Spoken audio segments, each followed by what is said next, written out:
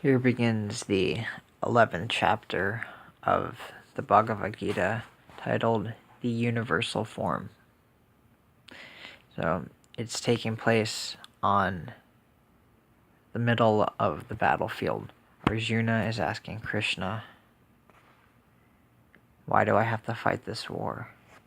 And out of favor to Arjuna, he offers a sight of his universal form.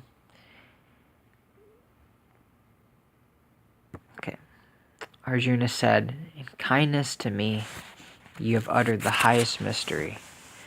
Recognized as the highest self, with your words my confusion is gone. Lotus-eyed one, I've heard you from in detail of two things, the beginning and the end of beings, and also your imperishable greatness. Supreme Lord, thus it is as you yourself say it. Now I want to see your lordly form, highest spirit, Master, Lord of Yoga. If you think I am able to see this, then show yourself to me, you who are the imperishable one. The Blessed One said, Son of Pritha, see my divine forms, 100, 1,000 kinds, all different, all divine, and in many colors and shapes.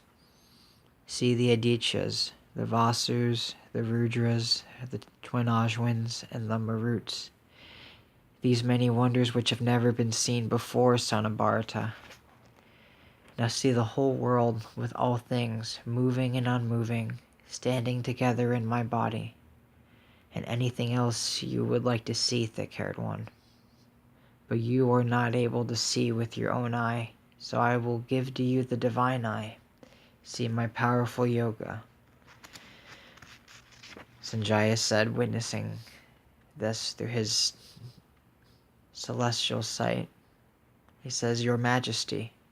When he said this, Hari, the great lord of yoga, showed to Arjuna the son of Pritha his highest, most powerful form. It had many mouths and eyes, many wondrous aspects to behold, many divine ornaments, many divine weapons of war raised high, bearing divine garlands and garments, divine scents and oils. The god held every wonder, facing everywhere without end. If 1,000 suns had risen in the sky all at once, such brilliance would be the brilliance of the great self. There Arjuna, the son of Pandu, saw in the body of the god of gods the whole world, standing as one and yet divided up in many ways. Then Arjuna, winner of wealth, was seized by awe. His hair stood on end, bowing with folded hands, with his head bent toward the god. He said, I see the gods in your body, and all kinds of beings gathered together. Lord Brahma seated in a lotus, all the sages, and all the divine serpents. I see you everywhere, arms, bellies, faces, eyes, form without end. I see you, Lord of the universe, manifold one. You have no beginning, no middle, no end.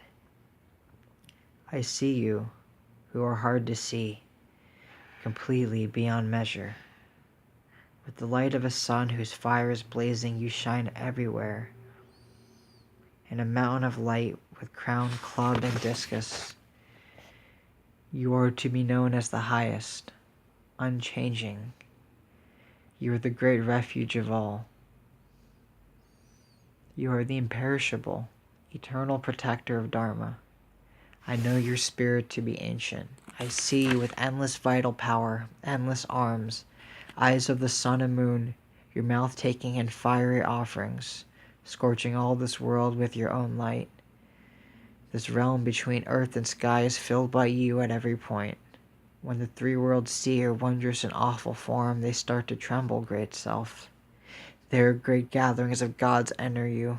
Some sing praise, fearful with folded hands.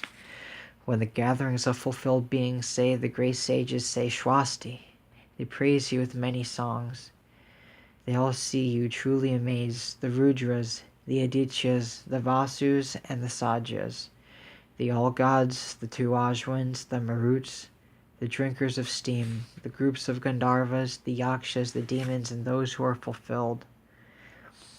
Strong-armed one, when the worlds see your great form with many eyes and mouths, many arms, thighs, and feet, with many fearsome tusks and many bellies, they tremble as I do.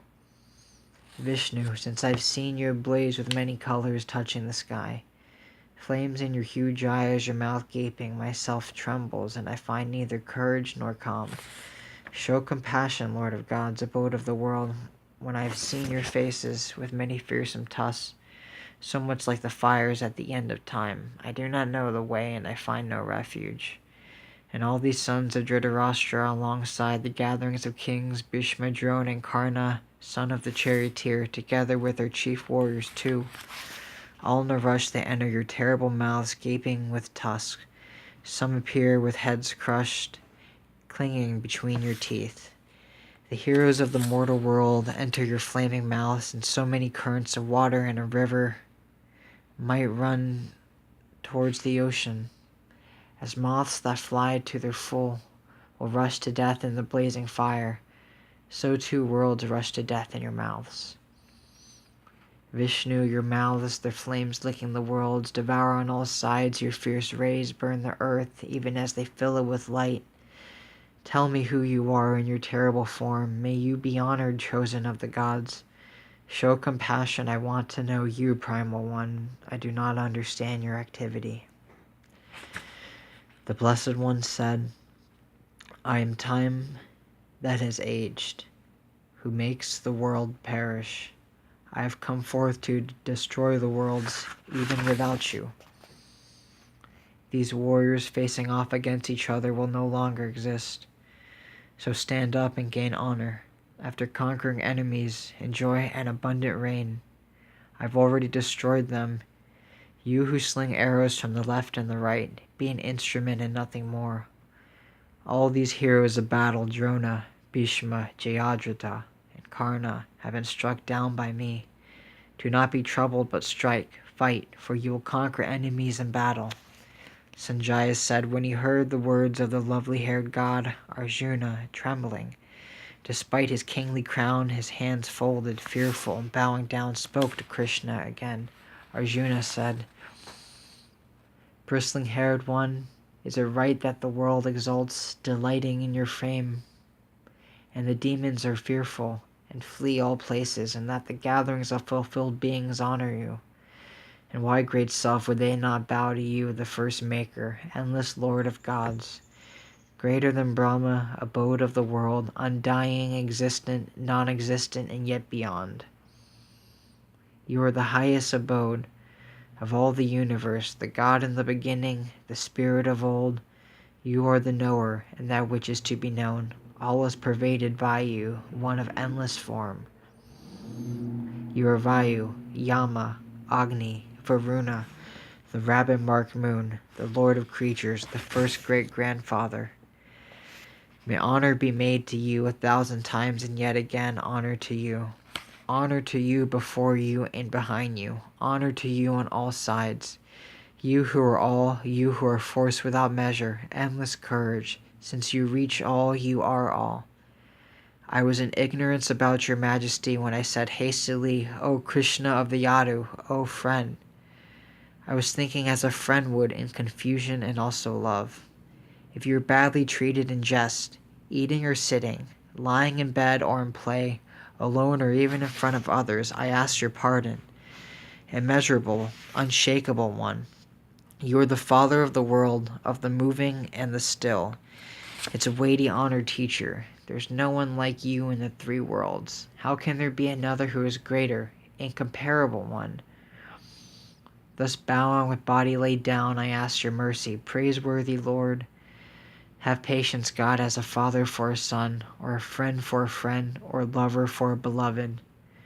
I've seen what has never before been seen. I am filled with delight. My mind is shaken with fear. God, let me see the form I know, Lord of gods, abode of the earth, show compassion. I would like to see you in that form with crown and club and discus in hand, 1,000-armed one. who has all shapes, take on that four-armed form. The blessed Lord said, Arjuna, in favor to you, I showed this highest form through my own yoga. No one other than you has seen this before. It is made of light, endless, primordial. Neither by Vedic study, nor Vedic sacrifice, nor ritual actions, nor gifts, nor heated disciplines can I be seen in this realm and the human realm. By anyone other than you, brave Kuru. So do not tremble, and do not be confused. You have seen my awe-inspiring form, and your dread disappeared, your mind encouraged. See again this form of mine that you know.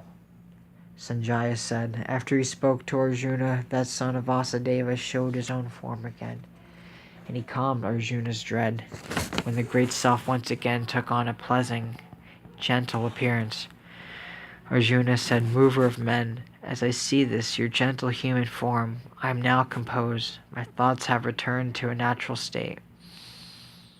The Blessed One said, The form of mine which you have seen is hard to discern. Even the gods are eternally wanting to have the sacred sight of this form. Neither through Veda, nor heated discipline, nor gift, nor sacrifice is it possible to see me in the way you have seen me. Arjuna, I can only be known by devotion that has no other object. In this way may I be truly known and seen and reached, scourger of the enemy. The one who acts on my behalf, who holds me as highest, who is devoted to me and lets go of clinging and is freed from hatred toward all beings, comes to me, son of Pandu.